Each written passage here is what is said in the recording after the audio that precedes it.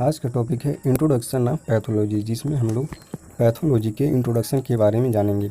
सबसे पहले जानते हैं फादर ऑफ पैथोलॉजी कौन है। जो फादर ऑफ पैथोलॉजी हैं वो रूडोल्फ विर्काउ हैं, और जो फादर ऑफ हिस्टोलॉजी जो हैं वो मैरी फ्रैंकियोस जेवियर हैं, और तीसरे जो है फादर ऑफ माइक्रोबायोलॉजी जो हैं वो एंटोनी वन लियोनक हैं, और चौथे फादर ऑफ माइक्रोस्कोपी जो है जैक्रियास जेनसन है। अब जो पैथोलॉजी जो होता है वो दो ग्रीक वर्ड से मिलकर बना होता है। पहला जो होता है पैथोज, जिसका मतलब होता है सफरिंग या फिर डिजीज़ भी बोल सकते हैं, और लॉगस जो होता है दूसरा जो होता है लॉगस, जिसका मतलब होता है स्टडी। अगर इसको हम लोग कंबाइन बोलें, जो पैथोलॉजी होता है द स्टडी ऑफ डिजीज़ या सफरिंग होता है। तो पैथोलॉजी का हम लोग डेफिनेशन देखते हैं। Pathology is a study of the structural, biochemical and functional changes in the cell, tissue and organ that underlying disease. जिसका मतलब हुआ पैथोलॉजी जो है किसी भी सेल में, टिश्यू में और आर्गन में कोई भी स्ट्रक्चरल, बायोकेमिकल और फंक्शनल चेंजेज जो होते हैं जिससे डिजीज हो सकता है, उसी के स्टडी को हम लोग पैथोलॉजी बोलते हैं। आगे कुछ टर्मिनोलॉजी दिया है पैथोलॉजी के। सबसे पहला टर्मिनोलॉजी दिया है जो पेशेंट। पेशेंट तो सभी कोई जानता है, कोई भी पर्सन किसी भी डिजीज से अफेक्टेड होता है उसको हम लोग पेशेंट बोलते हैं। उसी को दिया है patient is a person affected by the disease. मतलब पेशेंट वो पर्सन है जो किसी भी डिजीज़ से अफेक्टेड हुआ है। अब दूसरा टर्म जो दिया है वो दिया है लेसन। लेसन क्या होता है? लेसन जो होता है कैरेक्टरिस्टिक चेंज होते हैं टिश्यू और सेल में। कोई भी टिश्यू या सेल हो उसमें जो कैरेक्टरिस्टिक चेंज होते हैं उसी को हम लोग लेसन के नाम से जानते हैं। उसके बाद तीसरा टर्म जो आता है मॉर्फोलॉजी आता है। मॉर्फोलॉजी जो होता है वो डिजीज टिश्यू का एग्जामिनेशन जो किया जाता है उसी को हम लोग मॉर्फोलॉजी बोलते हैं। चौथा टर्म जो है इटियोलॉजी। इटियोलॉजी क्या होता है? इटियोलॉजी जो होता है वो काज ऑफ डिजीज होता है, मतलब डिजीज़ के कारण को ही हम लोग इटियोलॉजी बोलते हैं। इसके बाद पांचवा टर्म आता है पैथोजिनेसिस। पैथोजिनेसिस क्या है? एक मैकेनिज्म है जो कि डिजीज़ को प्रोड्यूस कराता है, उसको हम लोग पैथोजिनेसिस बोलते हैं। उसके बाद छठवां टर्म आता है फिजिकल साइंस। फिजिकल साइंस जो होते हैं फंक्शनल इम्प्लीकेशन है किसी भी डिजीज़ को फेल जो किया जाता है पेशेंट के द्वारा। जो भी फिजिकल साइंस जो होते हैं वो फंक्शनल इम्प्लीकेशन है डिजीज़ का जो कि पेशेंट के द्वारा फेल किया जाता है। अब अगला जानते हैं हम लोग कैटेगरी ऑफ पैथोलॉजी के बारे में। Pathology is broadly divided into two category. मतलब पैथोलॉजी को हम लोग दो कैटेगरी में डिवाइड किए हैं। पहला जो है जनरल पैथोलॉजी और दूसरा जो है सिस्टमेटिक पैथोलॉजी। हम लोग जनरल पैथोलॉजी के बारे में जानते हैं। जो जनरल पैथोलॉजी होता है जनरल प्रिंसिपल ऑफ डिजीज़ के बारे में डील करता है, जैसे कि इन्फ्लेमेशन हो गया, कैंसर हो गया, एजिंग हो गया, ये जनरल पैथोलॉजी के अंतर्गत आते हैं। उसके बाद फिर आता है दूसरा सिस्टमेटिक पैथोलॉजी। सिस्टमेटिक पैथोलॉजी जो होता है वो study of disease pertaining to the specific organ and the body system. किसी भी स्पेसिफिक आर्गन या बॉडी सिस्टम में कोई भी डिजीज़ जो पर्टेन किया जा रहा है उसी को स्टडी को हम लोग सिस्टमेटिक पैथोलॉजी बोलते हैं। इसको हम लोग फर्दर ब्रांचेज में डिवाइड करते हैं। पैथोलॉजी के अंतर्गत दो डिवीज़न आते हैं। पहला जो होता है वो लेबोरेटरी पैथोलॉजी आता है जिसके अंतर्गत 10 ब्रांचेज आते हैं, और दूसरा जो होता है माइक्रोबायोलॉजी पैथोलॉजी होता है जिसके अंतर्गत 7 आते हैं। सबसे पहले हम लोग हिस्टोपैथोलॉजी जो कि लेबोरेटरी पैथोलॉजी के अंतर्गत आता है उसके बारे में जानेंगे। हिस्टोपैथोलॉजी जो है जिसमें हम लोग ग्रास या मैक्रोस्कोपिक एग्जामिनेशन करते हैं, माइक्रोस्कोपिक एग्जामिनेशन होता है और हिस्टोलॉजिकल प्रोसीजर होता है। और हिस्टोलॉजिकल प्रोसीजर में 7 स्टेप आते हैं। पहला जो होता है फिक्सेशन होता है, दूसरा डिहाइड्रेशन होता है, तीसरा क्लियरिंग होता है, चौथा इम्प्रेगनेशन होता है, पांचवा इमेडिंग एंड ब्लॉकिंग होता है, छठवां सेक्शन कटिंग होता है जिसको हम लोग माइक्रोटोमी के भी नाम से जानते हैं, सातवां रूटीन स्टेनिंग होता है दैट इज एच ई में एच स्टैंड फॉर हेमोटॉक्सिन और ई स्टैंड फॉर ईओसिन। मतलब एच का मतलब होता है हेमोटॉक्सिन और ई का मतलब होता है ईओसिन। अब हम लोग दूसरा जो ब्रांच है लेबोरेटरी पैथोलॉजी का वो है साइटोपैथोलॉजी, जिसमें 2 टाइप आते हैं। पहला टाइप होता है एक्सफोलिएटिव साइटोलॉजी और दूसरा होता है फीनेक्स साइटोलॉजी। और अब हम लोग पहले जानते हैं एक्सफोलिएटिव साइटोलॉजी। इसमें जो है female genital tract, respiratory tract, GIT, urinary tract, body fluid जैसे कि प्लूरल हो गया, पेरिटोनियल हो गया, पेरिकार्डियल हो गया, CSF हो गया, सीमन हो गया, और बकल स्मीयर फॉर सेक्सक्रोमेटिन। इन सब 6 चीज़ों का हम लोग इसमें डायग्नोसिस करते हैं एक्सफोलिएटिव साइटोलॉजी के अंतर्गत। उसके बाद दूसरा जो आता है साइटोलॉजी के अंतर्गत वो है फिनेक, जिसका फुल फॉर्म होता है फाइन नीडल एस्पायरेशन साइटोलॉजी।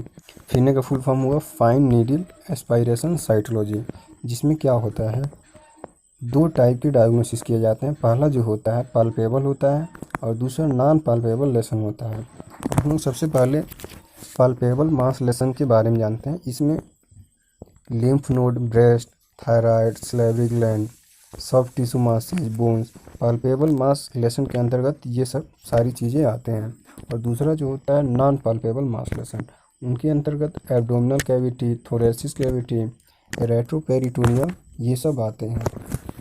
अब हम लोग staining of smear in cytology जानेंगे। मतलब साइटोलॉजी में जो स्मीयर का स्टेनिंग होता है वो कौन कौन सा होता है। इसमें एच स्टेनिंग आता है, पेप स्टेन आता है, रोमानस्की स्टेन आता है, जिसमें लिस्मन स्टेन आ जाएगा, जिम्सा स्टेन आ जाएगा, MGG आ जाएगा। MGG का फुल फॉर्म होता है मे ग्रूनवाल जिम्सा स्टेन। अब हम लोग तीसरा ब्रांच जानेंगे जो कि लेबोरेटरी पैथोलॉजी के अंतर्गत आता है, वो है केमिकल पैथोलॉजी, जिसमें हम लोग ब्लड, यूरिन, शुगर, हार्मोन, इन सब के बायोकेमिकल कंस्टिट्यूएंट के बारे में जानते हैं, जो केमिकल पैथोलॉजी में देखा जाता है। अब चौथा पैथोलॉजी जो होता है वो न्यूरोपैथोलॉजी होता है। न्यूरोपैथोलॉजी में हम लोग हिस्टोलॉजिकल प्रोसीजर और फिनेक प्रोसीजर को देखते हैं। पांचवा जो आता है LL लैब आता है। LL का फुल फॉर्म होता है लिम्फोमा ल्यूकेमिया। LL लैब में क्या किया जाता है कि हम लोग LL काउंट का मैनुअल एनालिसिस करते हैं और इसमें ब्लड स्मेयर को देखते हैं, रेटिकुलोसाइट काउंट को देखते हैं, HB एस्टिमेशन मतलब हीमोग्लोबिन का एस्टिमेशन किया जाता है, बोन मैरो एग्जामिनेशन किया जाता है। ये सब LL लैब के अंतर्गत आते हैं, मतलब लिम्फोमा ल्यूकेमिया लैब के अंतर्गत आते हैं। अब 6वां जो लैब होता है वो होता है हेमाटोलॉजी लैब, जो कि ब्लड या ब्लड से रिलेटेड कंपोनेंट से होने वाले डिजीज होते हैं उसको डील करता है हेमाटोलॉजी लैब, जिसके अंतर्गत CBC काउंट आता है, ESR आता है, PCB आता है, ब्लड ग्रुप आता है, कोम टेस्ट आता है, सिकल सेल टेस्ट आता है, यूरिन और सीमन टेस्ट आता है। उसके बाद फिर यहाँ पे 7वां जो आता है वो होता है कोगुलेशन लैब। कोगुलेशन लैब में पहला होता है PT टेस्ट होता है, मतलब प्रोथ्रोम्बिन टाइम टेस्ट होता है, और दूसरा होता है APTT टेस्ट, मतलब activated partial thromboplastin time test होता है। और PTT के मतलब इसका फुल फॉर्म होगा partial thromboplastin time with kaolin. Coagulation lab में कितने आए? 3 आए। पहला आया PT आया जिसका फुल फॉर्म हुआ प्रोथ्रोम्बिन टाइम, दूसरा आया APTT जिसका फुल फॉर्म हुआ एक्टिवेटेड पार्शियल थ्रोम्बोप्लास्टिन टाइम, और तीसरा आया PTT के जिसका फुल फॉर्म हुआ partial thromboplastin time with kaolin. उसके बाद हम लोग 8वां देखते हैं लेबोरेटरी पैथोलॉजी का ब्रांच, जो है OPD लैब है, जिसका फुल फॉर्म होता है आउट पेशेंट डिपार्टमेंट, जिसमें हम लोग ब्लड सैंपल को कलेक्ट करते हैं, जो कि मेल का हो सकता है, फीमेल का हो सकता है, चिल्ड्रेन का हो सकता है, इन्फेंट का हो सकता है। और OPD लैब के अंतर्गत हम लोग बायोकेमिस्ट्री और माइक्रोबायोलॉजी टेस्ट प्रोसीजर को भी देखते हैं। अब 9वां जो आता है वो होता है ट्रामा सेंटर लैब। इसमें हम लोग बायोकेमिस्ट्री टेस्ट करते हैं और viral marker by rapid kit test करते हैं।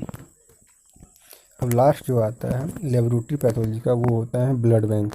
ब्लड बैंक में हम लोग ब्लड का कलेक्शन करते हैं, डोनेशन एरिया से कंपोनेंट सेपरेशन किया जाता है, क्रॉस मैचिंग किया जाता है, TTI मतलब होता है ट्रांसमिटेड ट्रांसफ्यूजन इन्फेक्शन, ये किया जाता है। HB टेस्ट मतलब हीमोग्लोबिन टेस्ट किया जाता है, और blood grouping by slide and tube method मतलब ब्लड ग्रुपिंग किया जाता है स्लाइड और ट्यूब मेथड से।